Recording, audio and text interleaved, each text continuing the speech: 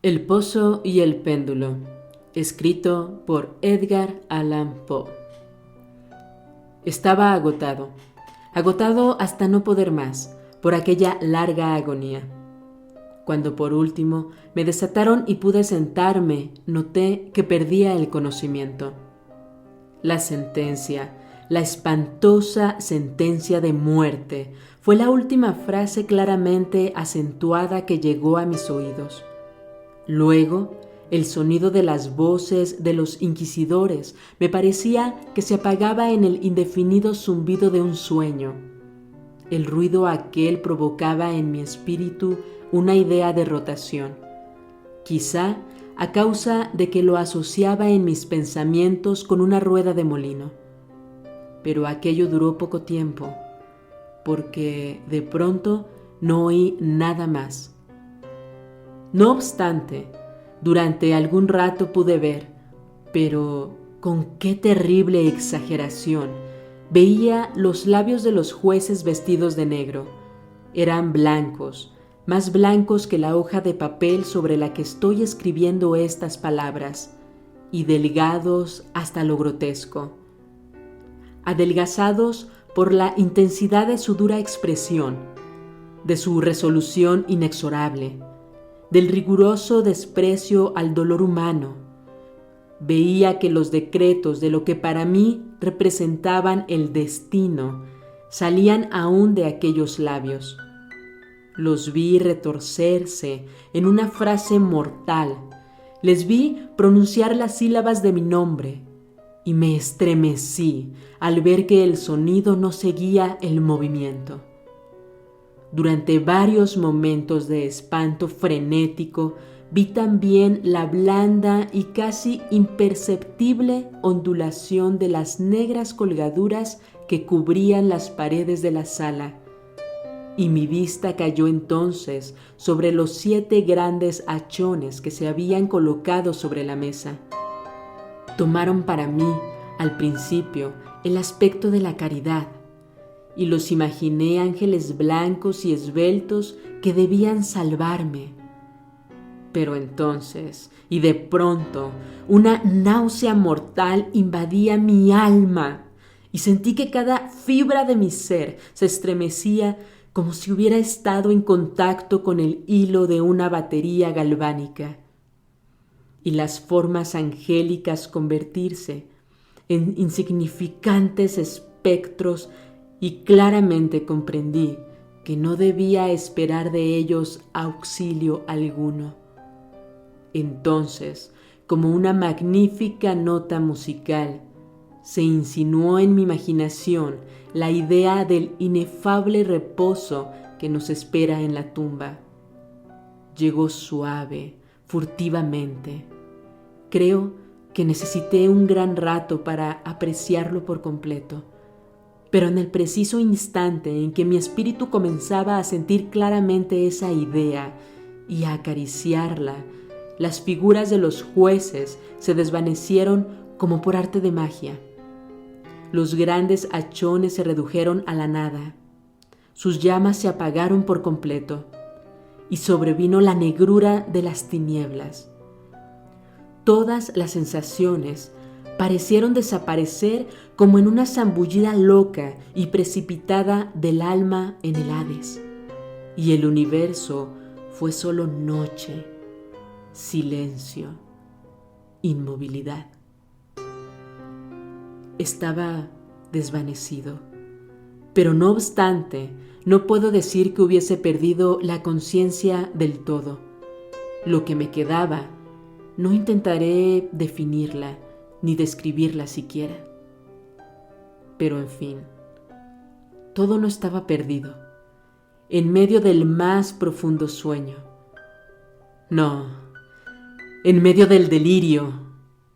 No, en medio del desvanecimiento. No, en medio de la muerte. No, si fuera de otro modo, no habría salvación para el hombre. Cuando nos despertamos del más profundo sueño, rompemos la telaraña de algún sueño. Y no obstante, un segundo más tarde, es tan delicado este tejido que no recordamos haber soñado. 2 grados hay al volver del desmayo a la vida. El sentimiento de la existencia moral o espiritual y de la existencia física. Parece probable que si al llegar al 2º grado hubiéramos de evocar las impresiones del primero, volveríamos a encontrar todos los recuerdos elocuentes del abismo transcurrido. ¿Y cuál de ese abismo? ¿Cómo al menos podremos distinguir sus nombres de las de la tumba? Pero si las impresiones de lo que he llamado primer grado no acuden de nuevo al llamado de la voluntad, no obstante, después de un largo intervalo, no aparecen sin ser solicitadas, mientras maravillados nos preguntamos de dónde proceden. Quien no se haya desmayado nunca no descubrirá extraños palacios y casas singularmente familiares entre las ardientes llamas. No será el que contemple, flotantes en el aire, las visiones melancólicas que el vulgo no puede vislumbrar. No será el que medite sobre el perfume de alguna flor desconocida, ni el que se perderá en el misterio de alguna melodía que nunca hubiese llamado su atención hasta entonces. En medio de mis repetidos e insensatos esfuerzos, en medio de mi enérgica tenacidad en recoger algún vestigio de ese estado de vacío, aparecen en el que mi alma había caído. Hubo instantes en que soñé triunfar. Tuve momentos breves, brevísimos, en que he llegado a condensar recuerdos que en épocas posteriores mi razón lúcida me ha afirmado no poder referirse sino a ese estado en que parece aniquilada la conciencia.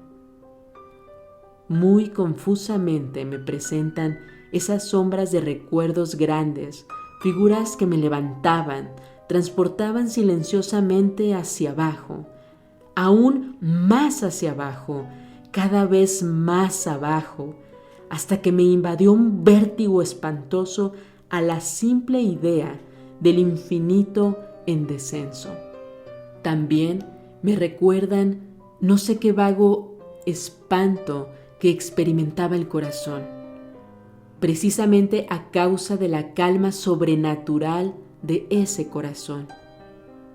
Luego, el sentimiento de una repentina inmovilidad en todo lo que me rodeaba, como si quienes me llevaban, un cortejo de espectros, hubieran pasado al descender los límites de lo ilimitado y se hubiesen detenido, vencidos por el hastío infinito de su tarea.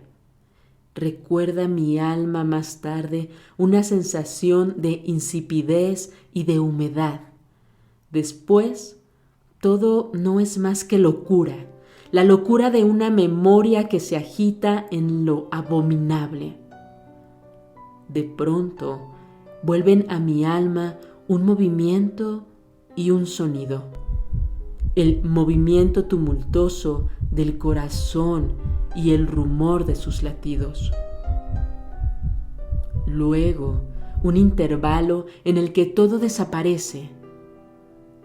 Luego, el sonido de nuevo, el movimiento y el tacto, como una sensación vibrante penetradora de mi ser.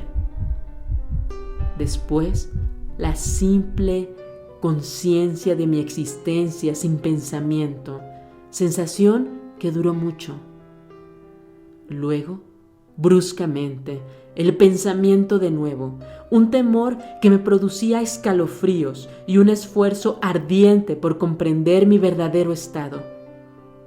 Después, un vivo afán de caer en la insensibilidad. Luego, un brusco renacer del alma y una afortunada tentativa de movimiento. Entonces, el recuerdo completo del proceso, de los negros tapices, de la sentencia, de mi debilidad, de mi desmayo, y el olvido más completo en torno a lo que ocurrió más tarde. Únicamente después, y gracias a la constancia más enérgica, he logrado recordarlo vagamente. No había abierto los ojos hasta ese momento, pero sentía que estaba tendido de espaldas y sin ataduras. Extendí la mano y pesadamente cayó sobre algo húmedo y duro. Durante algunos minutos le dejé descansar así, haciendo esfuerzos por adivinar dónde podía encontrarme y lo que había sido de mí. Sentía una gran impaciencia por hacer uso de mis ojos, pero no me atreví. Tenía miedo de la primera mirada sobre las cosas que me rodeaban.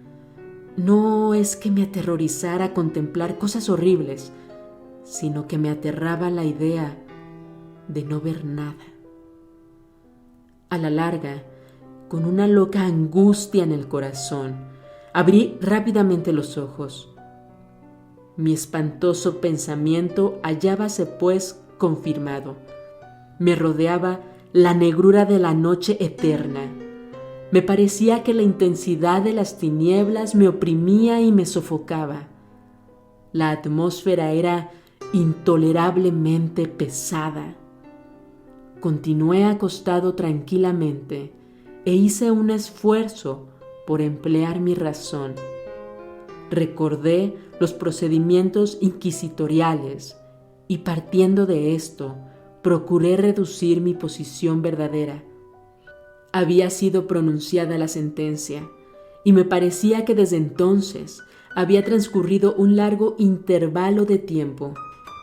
No obstante, ni un solo momento imaginé que estuviera realmente muerto.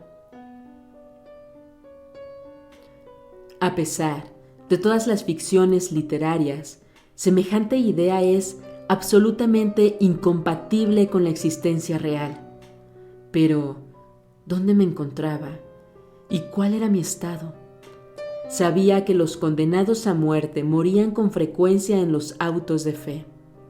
La misma tarde del día de mi juicio, habíase celebrado una solemnidad de esta especie. ¿Me habían llevado acaso de nuevo a mi calabozo para guardar en él el próximo sacrificio que había de celebrarse meses más tarde?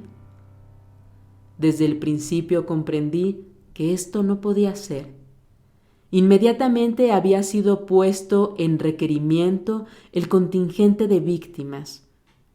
Por otra parte, mi primer calabozo, como todas las celdas de los condenados en Toledo, estaba empedrado y había en él alguna luz. Repentinamente, una horrible idea aceleró mi sangre y en torrentes hacia mi corazón, y durante unos instantes caí de nuevo en mi insensibilidad. Al volver en mí, de un solo movimiento, me levanté sobre mis pies, temblando convulsivamente en cada fibra. Desatinadamente extendí mis brazos por encima de mi cabeza y a mi alrededor, en todas direcciones. No sentí nada. No obstante, temblaba a la idea de dar un paso. Pero me daba miedo tropezar contra los muros de mi tumba. Brotaba el sudor por todos mis poros y en gruesas gotas frías se detenía sobre mi frente. A la larga, se me hizo intolerable la agonía de la incertidumbre y avancé con precaución, extendiendo los brazos y con los ojos fuera de sus órbitas, con la esperanza de hallar un débil rayo de luz. Di algunos pasos, pero todo estaba vacío y negro. Respiré con mayor libertad. Por fin, me parecía evidente que el destino que me habían reservado no era el más espantoso de todos. Y entonces, mientras precavidamente continuaba avanzando, se confundían en masa en mi memoria 1000 vagos rumores que sobre los horrores de Toledo corrían. Sobre estos calabozos contábanse cosas extrañas. Yo siempre había creído que eran fábulas, pero sin embargo eran tan extraños que solo podían repetirse en voz baja. ¿Debía morir yo de hambre en aquel subterráneo mundo de tinieblas? ¿O qué muerte más terrible me esperaba? Puesto que conocía demasiado bien el carácter de mis jueces, no podía dudar de que el resultado era la muerte, y una muerte de una amargura escogida. Lo que sería, y la hora de su ejecución, era lo único que me preocupaba y me aturdía. Mis extendidas manos encontraron, por último, un sólido obstáculo.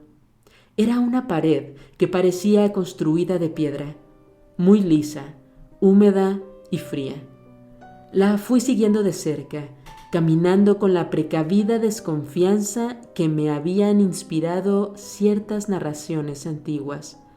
Sin embargo, esta operación no me proporcionaba medio alguno para examinar la dimensión de mi calabozo, pues podía dar la vuelta y volver al punto de donde había partido sin darme cuenta de lo perfectamente igual que parecía la pared.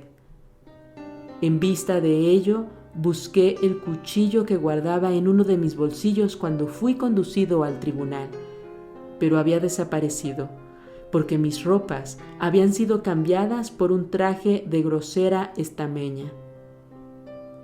Con objeto de comprobar perfectamente mi punto de partida, había pensado clavar la hoja en alguna pequeña grieta de la pared. Sin embargo, la dificultad era bien fácil de ser solucionada, y no obstante, al principio, debido al desorden de mi pensamiento, me pareció insuperable. Rasgué una tira de la orla de mi vestido y la coloqué en el suelo en toda su longitud, formando un ángulo recto con el muro, recorriendo a tientas mi camino en torno a mi calabozo. Al terminar el circuito, tendría que encontrar el trozo de tela. Por lo menos, esto era lo que yo creía, pero no había tenido en cuenta ni las dimensiones de la celda, ni mi debilidad. El terreno era húmedo y resbaladizo. Tambaleándome, anduve durante algún rato. Después, tropecé y caí. Mi gran cansancio me decidió a continuar tumbado, y no tardó el sueño en apoderarse de mí en aquella posición. Al despertarme y alargar el brazo, hallé a mi lado un pan y un cántaro con agua. Estaba demasiado agotado para reflexionar en tales circunstancias, y bebí y comí ávidamente. Tiempo más tarde, reemprendí mi viaje en torno a mi calabozo, y trabajosamente logré llegar al trozo de estameña. En el momento de caer, había contado ya 52 pasos, y desde que reanudé el camino hasta encontrar la tela, 48, de modo que medía un total de 100 pasos, y suponiendo que 2 de ellos constituían una yarda, calculé en unas 50 yardas la circunferencia de mi calabozo. Sin embargo, había tropezado con numerosos ángulos en la pared, y esto impedía el conjeturar la forma de la cueva, pues no había duda alguna de que aquello era una cueva. No ponía gran interés en aquellas investigaciones, y con toda seguridad estaba desalentado, pero una vaga curiosidad me impulsó a continuarlas. Dejando la pared, decidí atravesar la superficie de mi prisión. Al principio procedí con extrema precaución, pues el suelo, aunque parecía ser de una materia dura, era traidor por el limo que en él había. No obstante, al cabo de un rato logré animarme y comencé a andar con seguridad, procurando cruzarlo en línea recta. De esta forma avancé 10 o 12 pasos, cuando el trozo rasgado que quedaba de orla se me enredó entre las piernas, haciéndome caer de bruces violentamente.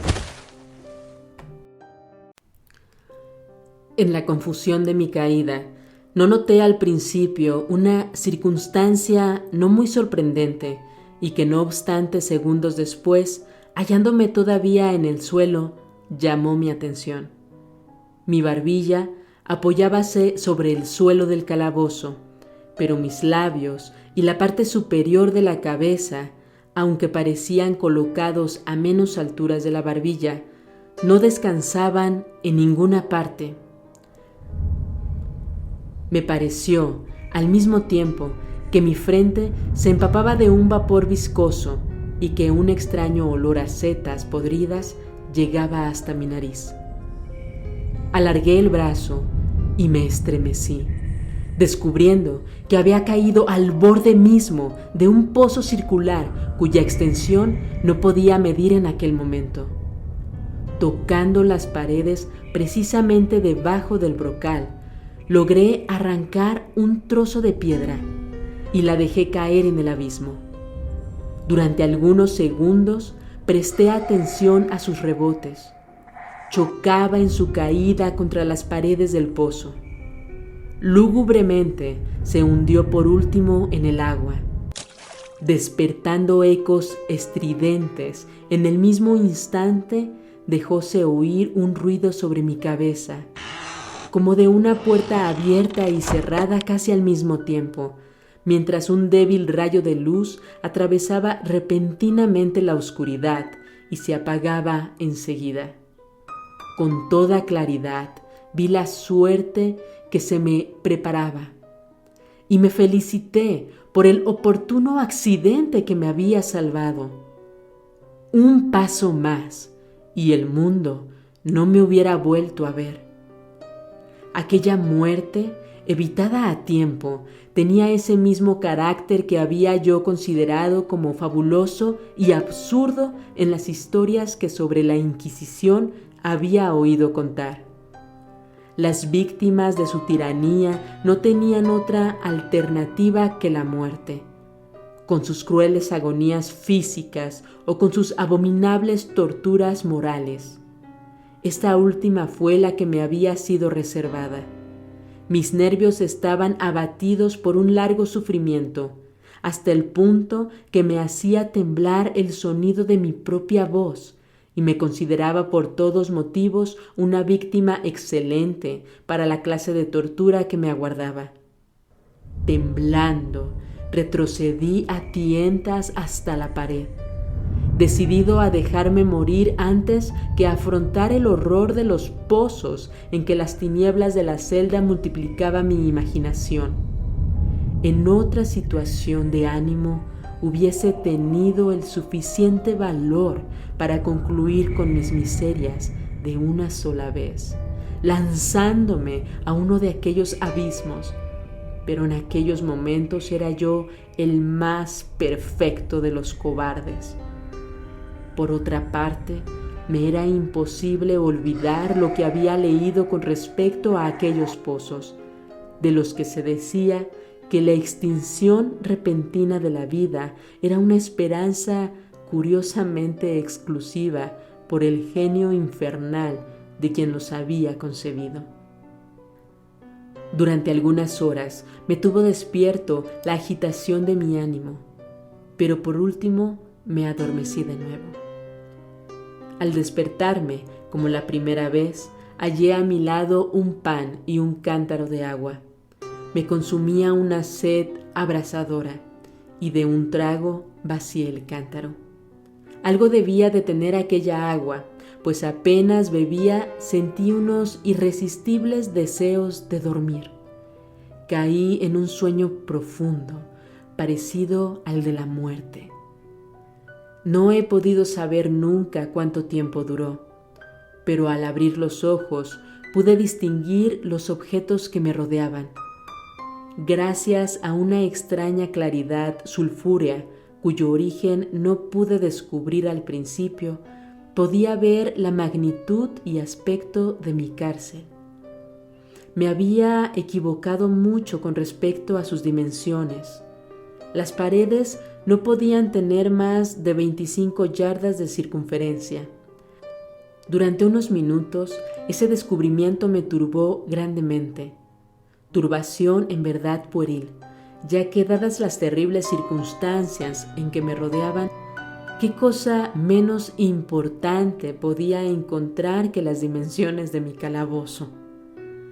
Pero mi alma ponía un interés extraño en las cosas mínimas, y tenazmente me dediqué a darme cuenta del error que había cometido al tomar las medidas a aquel recinto.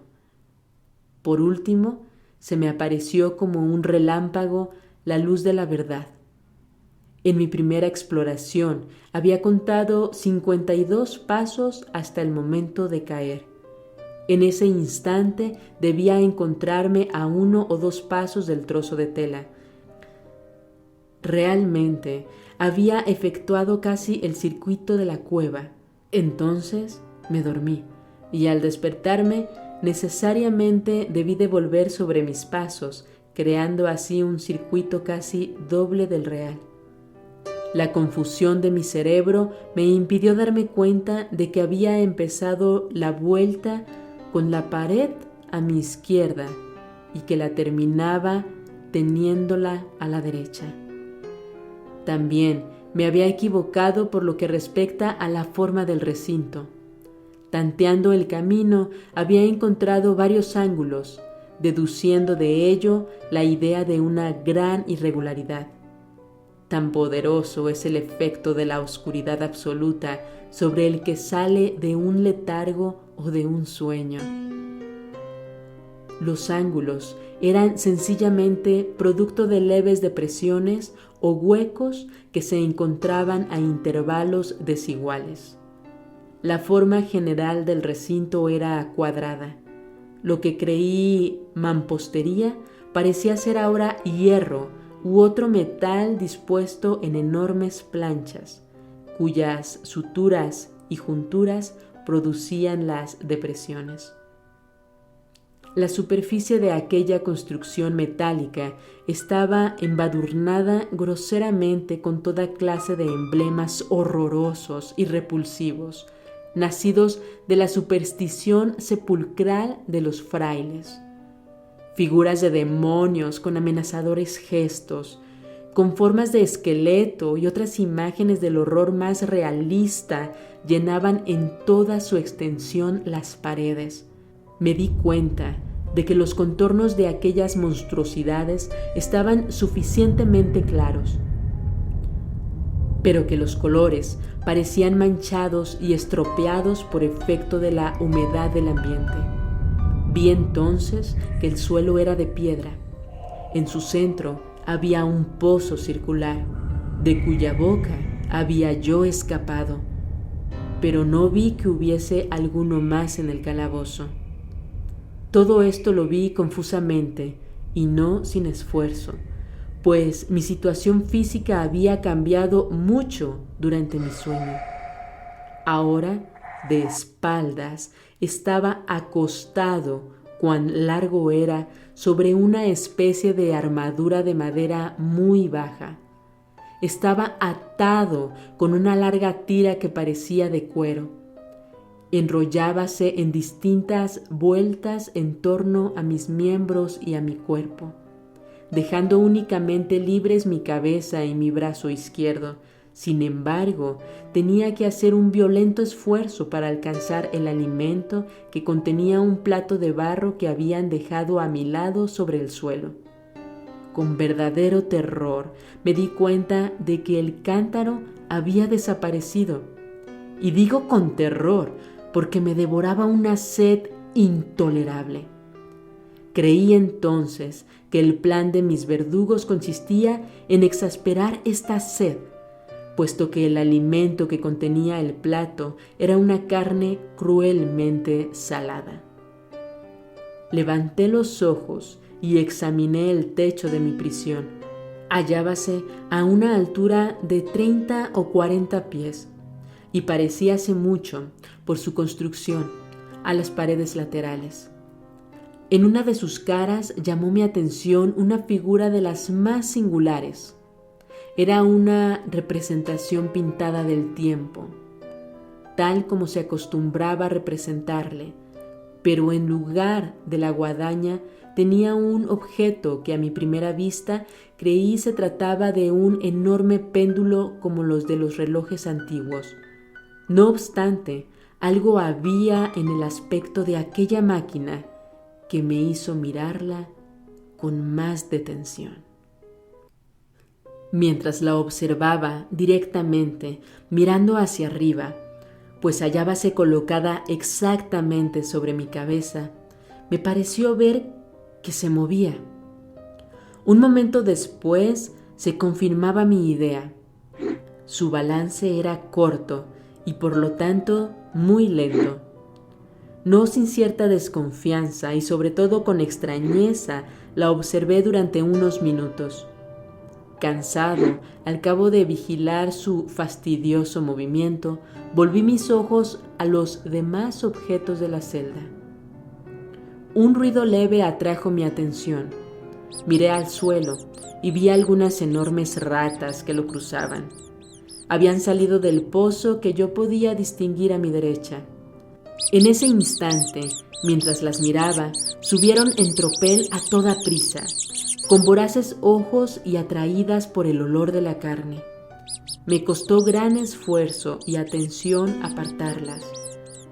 Transcurrió media hora, tal vez una hora, pues apenas imperfectamente podía medir el tiempo. De nuevo, levanté los ojos sobre mí. Lo que entonces vi me dejó atónito y sorprendido. El camino del péndulo había aumentado casi 1 yarda y como consecuencia natural su velocidad era también mucho mayor. Pero principalmente lo que más me impresionó fue la idea de que había descendido visiblemente. Puede imaginarse con qué espanto observé entonces que su extremo inferior estaba formado por media luna de brillante acero, que aproximadamente tendría un pie de largo de un cuerno a otro. Los cuernos estaban dirigidos hacia arriba y el filo inferior, evidentemente afilado como una navaja barbera. También parecía una navaja barbera, pesada y maciza, y ensanchábase desde el filo en una forma ancha y sólida. Se ajustaba a una gruesa varilla de cobre y todo ello silbaba moviéndose en el espacio. Ya no había duda alguna con respecto a la suerte que me había preparado la horrible ingeniosidad monacal. Los ángeles de la Inquisición habían previsto mi descubrimiento del pozo cuyos horrores habían sido reservados para un hereje tan temerario como yo, del pozo, imagen del infierno, considerado por la opinión como la última thule de todos los castigos. El más fortuito de los accidentes me había salvado de caer en él, y yo sabía que el arte de convertir el suplicio en un lazo y una sorpresa constituía una rama importante de aquel sistema fantástico de ejecuciones misteriosas. Por lo visto, habiendo fracasado mi caída en el pozo, no figuraba en el demoníaco plan arrojarme a él. Por tanto, estaba destinado, y en este caso sin ninguna alternativa, a una muerte distinta y más dulce. Más dulce. En mi agonía, pensando en el uso singular que yo hacía de esta palabra, casi sonreí. ¿Para qué contar las largas, las interminables horas de horror, más que mortales, durante las que conté las vibrantes oscilaciones del acero?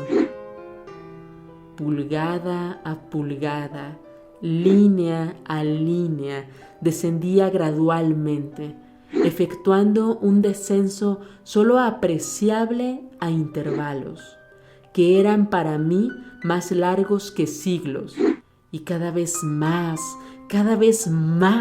seguía bajando.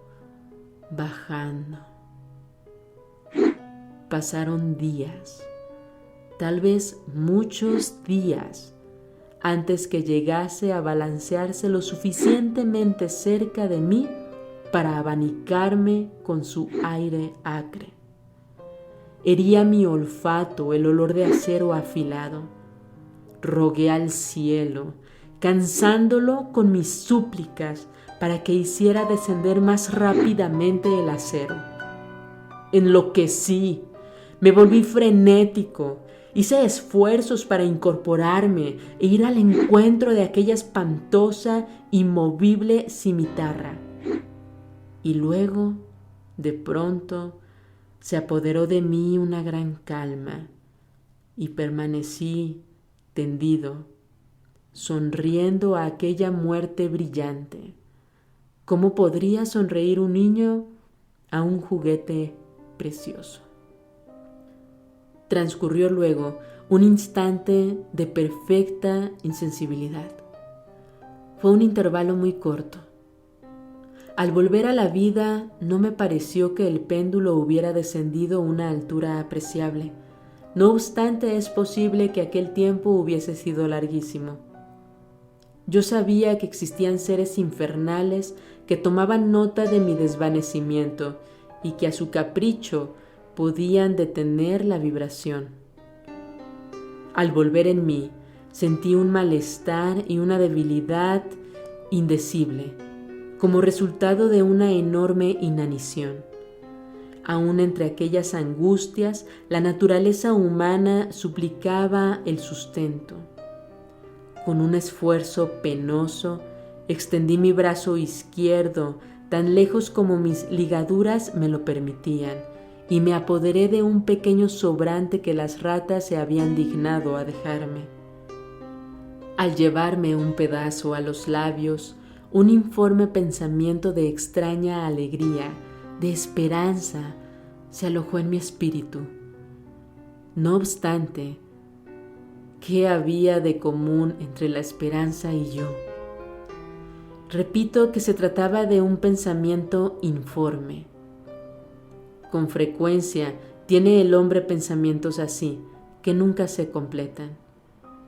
Me di cuenta de que se trataba de un pensamiento de alegría, de esperanza, pero comprendí que también había muerto al nacer. Me esforcé inútilmente en completarlo, en recobrarlo. Mis largos sufrimientos habían aniquilado casi por completo las ordinarias facultades de mi espíritu. Yo era un imbécil, un idiota. La oscilación del péndulo se efectuaba en un plano que formaba ángulo recto con mi cuerpo. Vi que la cuchilla había sido dispuesta de modo que atravesara la región del corazón. Rasgaría la tela de mi traje. Volvería luego y repetiría la operación una y otra vez. A pesar de la gran dimensión de la curva recorrida, unos 30 pies más o menos, y la silbante energía de su descenso, que incluso hubiera podido cortar aquellas murallas de hierro, todo cuanto podía hacer, en resumen, y durante algunos minutos, era rasgar mi traje. Y en este pensamiento me detuve. No me atrevía a ir más allá de él. Insistí sobre él con una sostenida atención, como si con esta insistencia hubiera podido parar allí el descenso de la cuchilla. Empecé a pensar en el sonido que produciría ésta al pasar sobre mi traje y en la extraña y penetrante sensación que produce el roce de la tela sobre los nervios. Pensé en todas esas cosas, hasta que los dientes me rechinaron. Más bajo aún. Deslizábase cada vez más bajo. Yo hallaba un placer frenético en comparar su velocidad de arriba a abajo con su velocidad lateral. Ahora hacia la derecha, ahora hacia la izquierda. Después se iba lejos, lejos y volvía luego, con el chillido de un alma condenada, hasta mi corazón con el andar furtivo del tigre. Yo aullaba y reía alternativamente, según me dominase una u otra idea.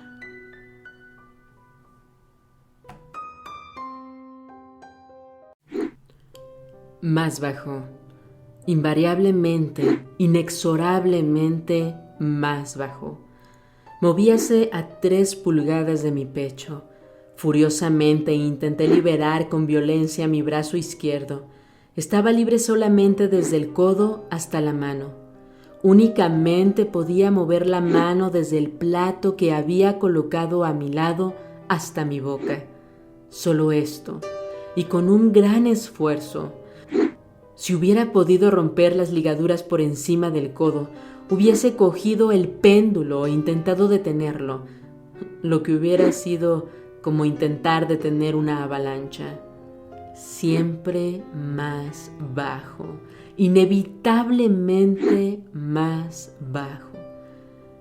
Respiraba con verdadera angustia y me agitaba a cada vibración. Mis ojos seguían el vuelo ascendente de la cuchilla y su caída, con el ardor de la desesperación más enloquecida. Espasmódicamente cerrábanse en el momento del descenso sobre mí, aun cuando la muerte hubiera sido un alivio. ¡Qué alivio más indecible! Y sin embargo, temblaba con todos mis nervios al pensar que bastaría que la máquina descendiera 1 grado para que se precipitara sobre mi pecho el hacha afilada y reluciente, y mis nervios temblaban y hacían encoger todo mi ser a causa de la esperanza.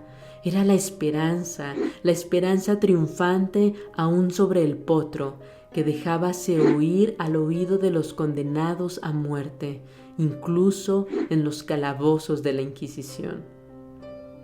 Comprobé que 10 o 12 vibraciones aproximadamente pondrían el acero en inmediato contacto con mi traje, y con esta observación entrocé en mi ánimo la calma condensada y aguda de la desesperación. Desde hacía muchas horas, desde hacía muchos días, tal vez pensé por primera vez. Se me ocurrió que la tira o correa que me ataba era de un solo trozo. Estaba atado con una ligadura continuada. La primera mordedura de la cuchilla de la media luna, efectuada en cualquier lugar de la correa, tenía que desatarlo lo suficiente para permitir que mi mano la desenrollara de mi cuerpo. Pero qué terrible era, en este caso, su proximidad. El resultado de la más ligera sacudida había de ser mortal. Por otra parte, ¿habrían previsto o impedido esta posibilidad los secuaces del verdugo? Era probable que en el recorrido del péndulo atravesasen mi pecho las ligaduras. Temblando al imaginar frustrada mi débil esperanza, la última, realmente levanté mi cabeza lo bastante para ver bien mi pecho. La correa cruzaba mis miembros estrechamente, juntamente con todo mi cuerpo, en todos sentidos, menos en la trayectoria de la cuchilla homicida. Aún no había dejado caer de nuevo mi cabeza en su primera posición, cuando sentí brillar mi espíritu, algo que solo sabría definir aproximadamente diciendo que era la mitad no formada de la idea de libertad que ya he expuesto, y de lo que vagamente había flotado en mi espíritu una sola mitad cuando llevé a mis labios ardientes el alimento. Ahora la idea entera estaba allí presente, débil, apenas viable, casi indefinida, pero en fin, completa.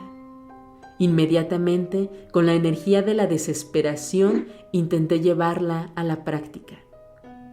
Hacía varias horas que cerca del caballete sobre el que me hallaba acostado se encontraba un número incalculable de ratas. Eran tumultuosas, atrevidas, voraces.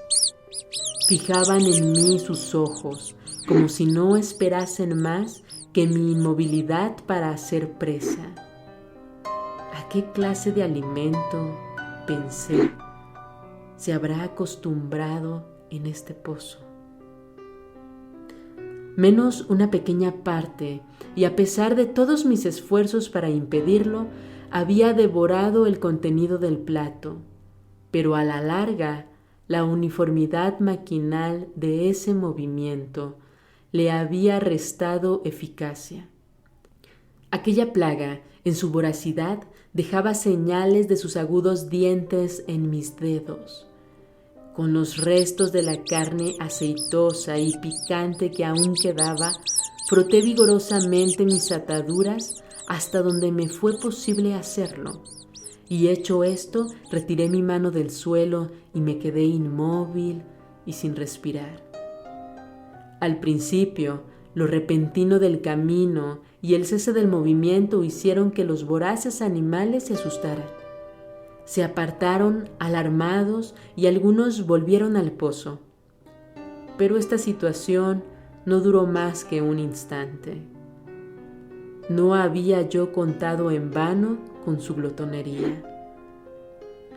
Viéndome sin movimiento, una o dos o más atrevidas se encaramaron por el caballete y olisquearon la correa. Todo esto me parecía el preludio de una invasión general. Un nuevo tropel surgió del pozo. Agarrándose a la madera, la escalaron y a centenares saltaron sobre mi cuerpo. Nada las asustaba el movimiento regular del péndulo. Lo esquivaban y trabajaban activamente sobre la engrasada tira. Se apretaban moviéndose y se amontonaban incesantemente sobre mí. Sentía que se retorcían sobre mi garganta, que sus fríos hocicos buscaban mis labios. Me encontraba medio sofocado por aquel peso que se multiplicaba constantemente. Un asco espantoso que ningún hombre ha sentido en el mundo henchía mi pecho y helaba mi corazón como un pesado vómito. Un minuto más y me daba cuenta de que en más de un sitio habían de estar cortadas. Con una resolución sobrehumana, continué inmóvil. No me había equivocado en mis cálculos. Mis sufrimientos no habían sido en vano. Sentí luego que estaba libre. En pedazos colgaba la correa en torno de mi cuerpo, pero el movimiento del péndulo efectuábase ya sobre mi pecho. La estameña de mi traje había sido atravesada y cortada la camisa. Efectuó 2 oscilaciones más y un agudo dolor atravesó mis nervios. Pero había llegado el instante de salvación. A un ademán de mis manos, huyeron tumultuosamente mis libertadores. Con un movimiento tranquilo y decidido, prudente y oblicuo, lento y aplastándome contra el banquillo, me deslicé fuera del abrazo y de la tira y del alcance de la cimitarra. Cuando menos, por el momento, estaba libre. libre y en las garras de la Inquisición.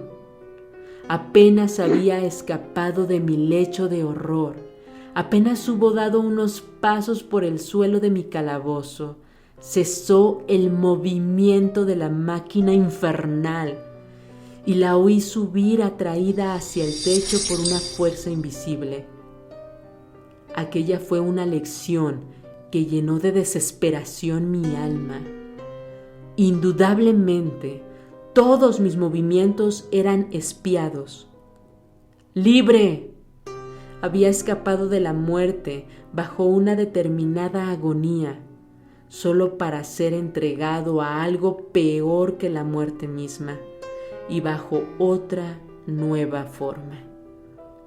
Pensando en ello, fijé convulsivamente mis ojos en las paredes de hierro que me rodeaban. Algo extraño, un cambio que en principio no pude apreciar claramente, se había producido con toda evidencia en la habitación. Durante varios minutos en los que estuve distraído, lleno de ensueños y escalofríos, me perdí en conjeturas vanas e incoherentes. Por primera vez me di cuenta del origen de la luz sulfurosa que iluminaba la celda. Provenía de una grieta de media pulgada de anchura que extendíase en torno del calabozo en la base de las paredes, que de ese modo parecían, y en efecto lo estaban, completamente superadas del suelo. Intenté mirar por aquella abertura, aunque, como puede imaginarse, inútilmente. Al levantarme desanimado, se descubrió a mi inteligencia, de pronto, el misterio de la alteración que la celda había sufrido. Había tenido ocasión de comprobar que aun cuando los contornos de las figuras pintadas en las paredes fuesen suficientemente claras, los colores parecían alterados y borrosos. Ahora acababan de tomar y tomaban a cada momento un sorprendente e intensísimo brillo que daba a aquellas imágenes fantásticas y diabólicas un aspecto que hubiera hecho temblar a nervios más firmes que los míos.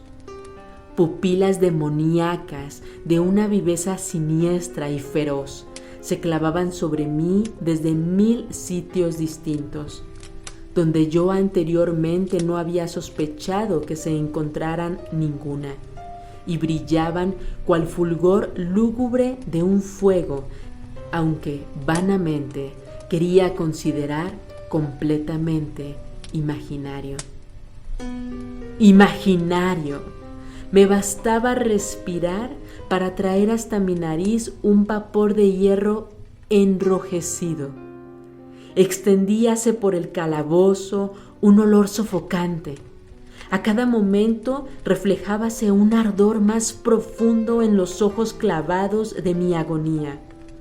Un rojo más oscuro se extendía sobre aquellas horribles pinturas sangrientas. Estaba jadeante, respiraba con grandes esfuerzos. No había duda sobre el deseo de mis verdugos, los más despiadados y demoníacos de todos los hombres. Me aparté lejos del metal ardiente, dirigiéndose al centro del calabozo. Frente a aquella destrucción por el fuego, la idea de la frescura del pozo llegó a mi alma como un bálsamo. Me lancé hacia sus mortales bordes. Dirigí mis miradas hacia el fondo. El resplandor de la inflamada bóveda iluminaba sus cavidades más ocultas. No obstante, durante un minuto de desvarío, mi espíritu negóse a comprender la significación de lo que veía. Al fin, aquello penetró en mi alma, a la fuerza, triunfalmente. Se grabó a fuego en mi razón estremecida. Una voz para hablar. ¡Oh, horror! Todos los horrores menos ese. En un grito me aparté del brocal y escondiendo mi rostro entre las manos, lloré con amargura. El calor aumentaba rápidamente y levanté una vez más los ojos, temblando en un acceso febril. En la celda habíase operado un segundo cambio y éste efectuábase evidentemente en la forma. Como la primera vez, intenté inútilmente apreciar o comprender lo que sucedía, pero no me dejaron mucho tiempo en la duda. La venganza de la Inquisición era rápida y 2 veces la había frustrado. No podía luchar por más tiempo con el rey del espanto. La celda había sido cuadrada. Ahora notaba que 2 de sus ángulos de hierro eran agudos y por tanto obtusos los otros 2. Con un gruñido, con un sordo gemido, aumentaba rápidamente el terrible contraste. En un momento, la estancia había convertido su forma en la de un rombo. Pero la transformación no se detuvo aquí. No deseaba ni esperaba que se parase.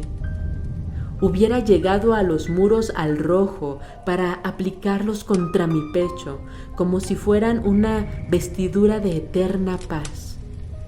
La muerte, me dije, cualquier muerte, menos la del pozo. Insensato.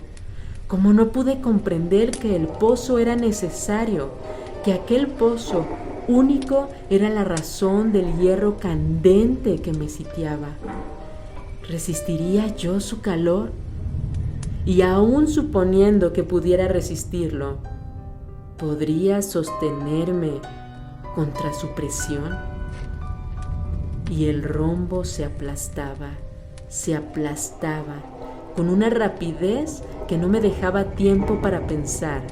Su centro, colocado sobre la línea de mayor anchura, coincidía precisamente con el abismo abierto. Intenté retroceder, pero los muros, al unirse, me empujaban con una fuerza irresistible. Llegó, por último, un momento en que mi cuerpo, quemado y retorcido, apenas halló sitio para él. Apenas hubo lugar para mis pies en el suelo de la prisión. No luché más, pero la agonía de mi alma se exteriorizó en un fuerte y prolongado grito de desesperación. Me di cuenta de que vacilaba sobre el brocal y volví los ojos. Pero he aquí un ruido de voces humanas, una explosión, un huracán de trompetas, un poderoso rugido semejante al de 1000 truenos. Los muros de fuego echáronse hacia atrás precipitadamente. Un brazo alargado me cogió del mío cuando, ya desfalleciente, me precipitaba en el abismo. Era el brazo del general Lasalle. Las tropas francesas habían entrado en Toledo. La Inquisición hallábase en poder de sus enemigos. Fin.